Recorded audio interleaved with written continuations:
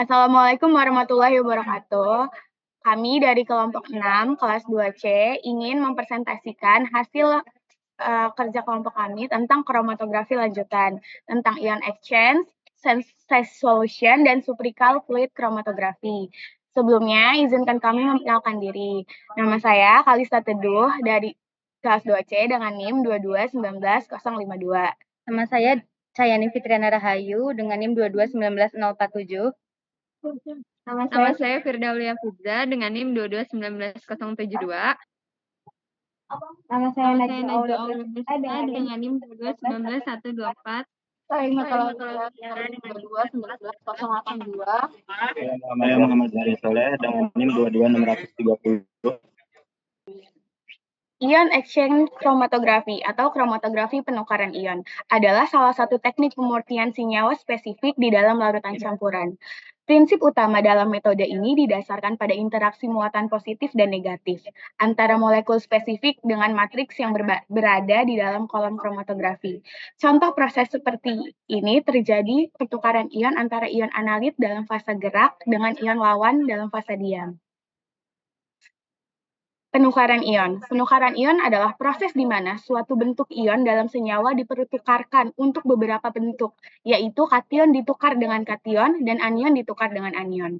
Proses reversibel dan dapat diregenerasi atau diisi dengan ion-ion yang diinginkan melalui pencucian dengan ion-ion yang berlebih.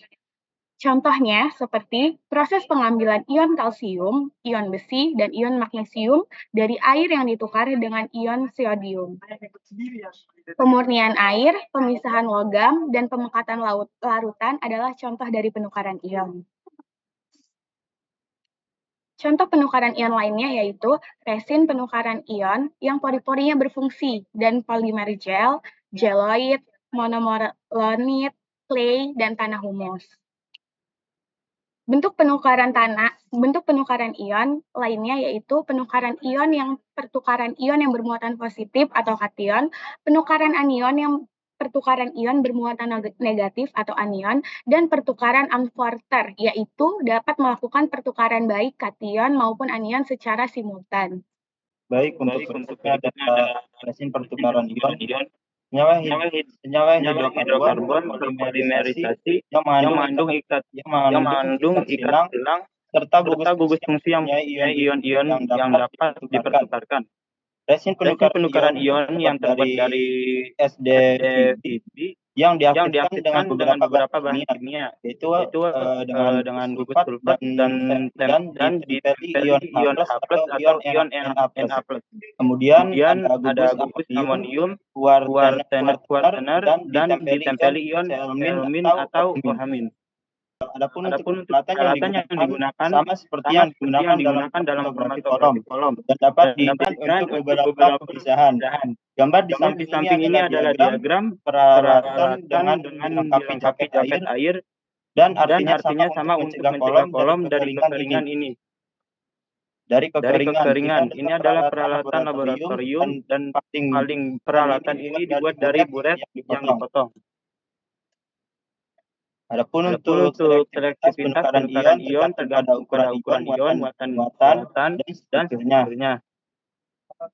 Manfaat dan tujuan pertukaran ion secara luas digunakan untuk pengolahan air dan limbah cair, terutama digunakan pada proses penghilangan kesadahan dan dalam proses demineralisasi air. Proses pertukaran ion pada industri pengolahan air dan limbah cair banyak diterapkan untuk proses penghilangan kesadahan untuk demineralisasi air. Sebagai bahan yang digunakan untuk keperluan proses ini dapat dibedakan menurut ion penukarannya, yakni cation exchange, penukaran ion positif, dan anion exchange atau pertukaran ion negatif. Sebagai bahan penukaran ion positif yang umumnya digunakan adalah ion natrium dan ion hidrogen. Sedangkan bahan penukaran ion negatif umumnya digunakan adalah ohamin. Yang selanjutnya adalah size exclusion chromatografi.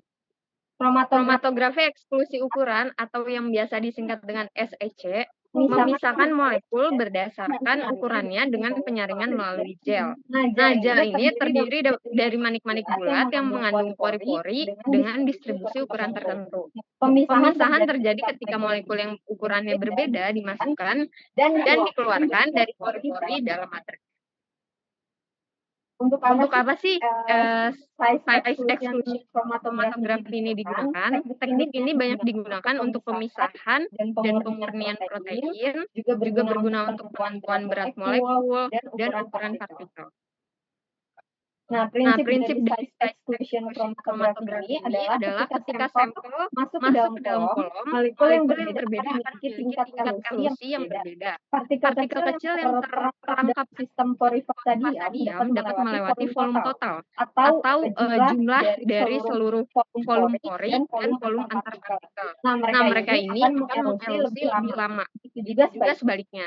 Setiap kolom pengecualian ukuran ini memiliki berat molekul untuk pemisahan. Batas pengecualian untuk ujung atas kolom adalah berat molekul terlalu besar untuk terperangkap dalam fase diam. Nah, sedangkan batas bawah kisaran ini ditentukan berat molekul yang cukup kecil untuk memasuki pori fase diam.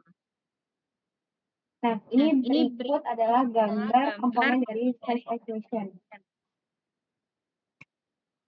Size exclusion chromatografi, kondisi pengoperasian dan pemilihan gel bergantung pada aplikasi dan resolusi yang diinginkan. Dua jenis pemisahan yang umumnya dilakukan oleh size exclusion chromatografi. Yang pertama ada desalting, yaitu untuk menghilangkan garam pada sampel protein atau asam nukleat. Yang kedua ada vaksinasi, molekul dengan berat molekul yang bervariasi dipisahkan dalam matriks gel. Selanjutnya, general oxidation. Yang pertama ada vaksinasi.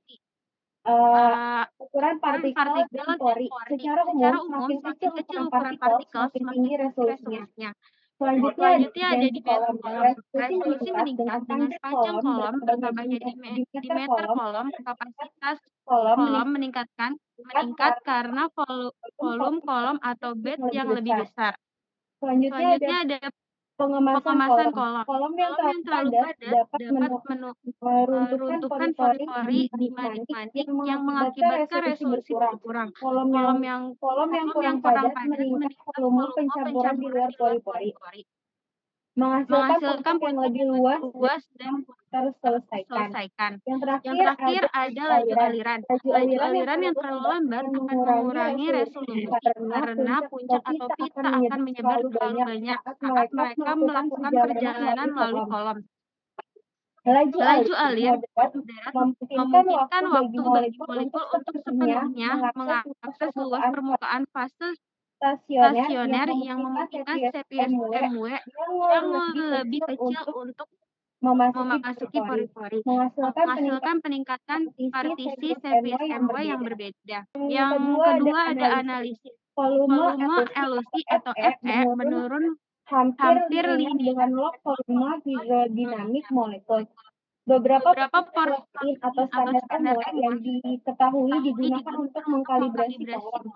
Bioret menawarkan yang bermanfaat standar filtrasi gel. Standar kalibrasi ini mengandung troglobin 670 kD untuk menentukan volume kekosongan FO kolom serta 4 protein tambahan masing-masing 158, 44, 117, dan 1,35 kD. Analisis menggunakan standar apapun dilakukan dengan membagi Fe standar dengan Fe triglobulin, Fe atau FO, dan merencanakan terhadap log MW standar. Yang ketiga ada desalting. Untuk aplikasi desalting, perbedaan MW antar molekul dan molekul garam atau penyangga sangat besar sehingga puncak ini cenderung tumpang tindih. Oleh karena itu, volume sampel dapat mencapai 30% dari total volume cekung. Dan kolom yang lebih pendek dan lebih lebar dapat digunakan. Selanjutnya adalah komponen dasar dari SEC. Berikut adalah gambarnya.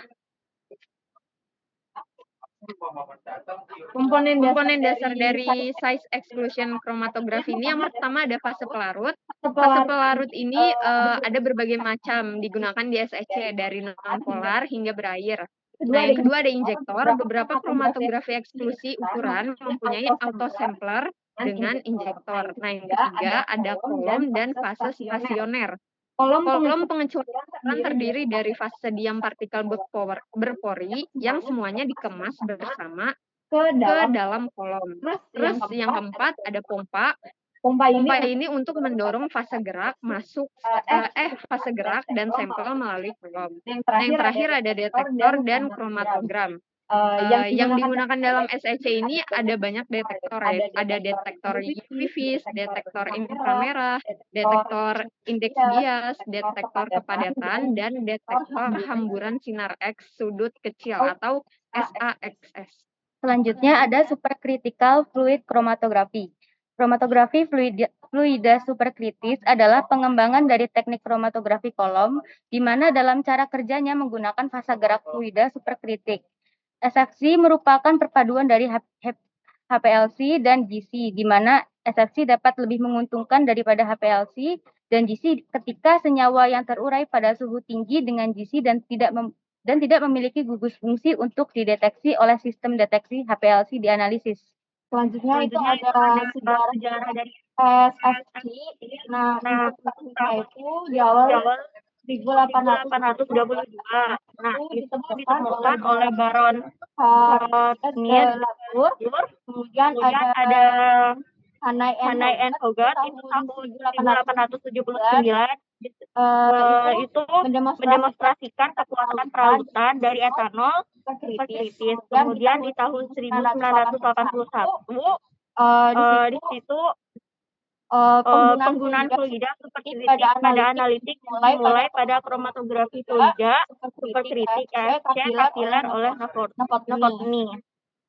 Untuk prinsip dasarnya itu secara umum itu perbedaan distribusi komponen-komponen di antara dua fase menggunakan fluida superkritis sebagai fase gerak.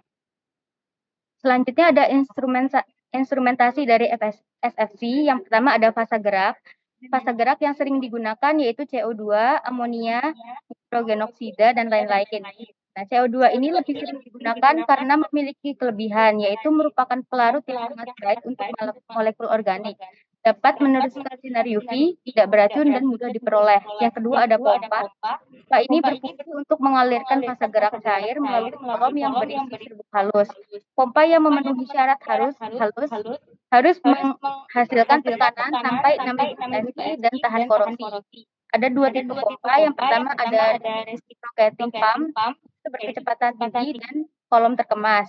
Yang kedua ada syringe pump, yaitu kecepatan rendah dan kolom kapiler. Yang ketiga ada katup injeksi. Injeksi sampel ke dalam aliran fase gerak merupakan tahapan paling awal dari proses kromatografi yang efisiennya akan menentukan kinerja dan efisiensi pemisahan. Yang keempat itu ada kolom. Kolom ini berisi fase diam dan fase gerak.